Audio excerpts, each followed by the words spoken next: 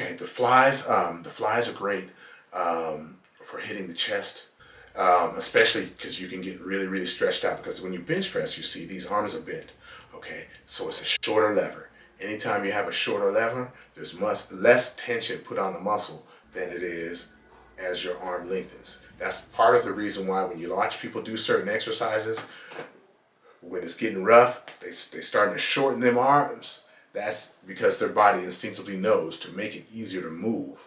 Okay, shorter levers are easier to deal with. Okay, are easier for those muscles to move. Okay, so with the fly, arms are stretched out. Straight. You're trying to get as close to this as possible. Okay, maybe a little arm bend is okay, and you're gonna bring those together with a big squeeze and back down. Now, I always like to try to keep my chest up and get stretched, so I can get a better stretch at the bottom. Some people don't pay much attention to that, and that's okay. But either way it goes, you're going to really feel this as your arms are more stretched out and maybe not so much when they get together. But that doesn't mean that this or the cable crossover is better.